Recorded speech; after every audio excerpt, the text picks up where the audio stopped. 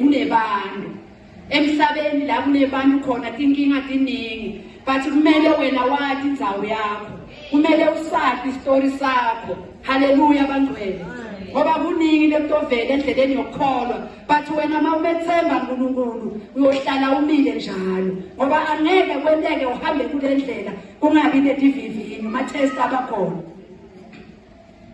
bazalwane bebakhona bangivile ngikhala ngenyawo solo ngiyakuthula lokufakazi benyawo bazalwane bengasimnanzi nanyalo bathi nje sengiyagcoka sekungcono kakhulu kunasekuqaleni angikayinzawo mina bazalwane ngina 2 weeks wonke ngihlele ekhaya emva kweGood Friday ngathatha 7 days working days bengila ekhaya ngakhona ulutho bengingakhona ilutho ngakhona ngihamba msipha ungafuni ilutho bengiva kuhlungu ngoba bengize ngivuke nasebusuku kunesikhathi lesinye isikhathi ungithole nasemini kunala ngakhala ngwani ngakhala ngihlele sofeni inyawo alisafuni ngihamba mina ngifuna ngisukume ngiye kitchen ngende kudla ngathi bese ngohamba njani but ngakhala ngabamba lenyawo ngathi nesandla sami ngeligcobo leapostoli ine spiritual ngesandla sakhe ngibambe ngesandla sami ngithi lenyawo leli liyaphila bengingalincengi bazalwana nakhuluma nalenyawo leli angilingcengi siyamethemba loNkulunkulu angizange ngamfonela mfundisi mina ngathi mfundisi uyathi ukuthi ngiphathekile kunala ngafona khona ngathi mfundisi ungangiboni kunyamalala ngikhona ngisekhaya kumatima wathi mfundisi vuka musuhamba eclinic noma uye kadokotela ngathi mfundisi ngitoye eclinic ngavuka ngaye eclinic bekumatima bamangala bonke nabacheck alifile lamba sikonke treatment yakho ichronic ya responda kanti yini banginika onke amaphilisi ngabuya nawo wawabona sindila ngawafakazela kwanatha khona la kude la ngiyekhona ngoba bengithemba bengilibamba lelinyawo ngithi uma ngikhuleka ngithi ngalesandla sami kamoya ngesandla saapostoli ngesixobo lakho uNkulunkulu ngithembe wena ngiyakwethemba ngithi leli liyaphila bazalwane inyawo selingcono kakhulu selingcono ngagijima ngiyadiva nje but angifuni ukuhlukubeka because kusanalapha nalapha but hayi ngithi uNkulunkulu ukhona ngiphilile bazalwane lesinye isikhathi ungathi kuthola ngathi wena uwedwa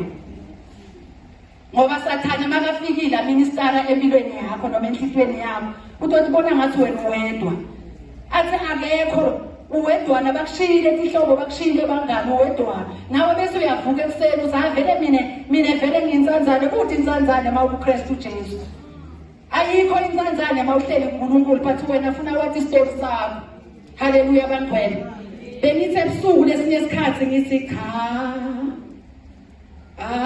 angingedwa tongiqalela yona sithembile ngevoice yakho angingedwa enoshilo ushilangele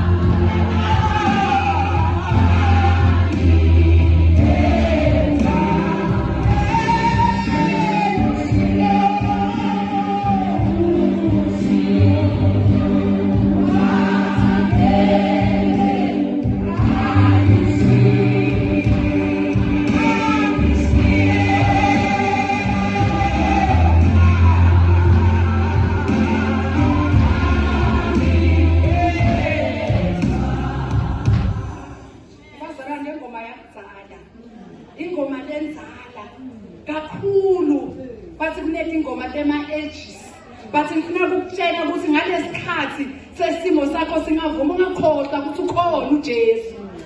Ikhona le ndoda. Kodwa siyathanda ukufika kuwe. Mina bayibanike nangihlabela bacabanga ukuthi ngithi ngiyinzanzana.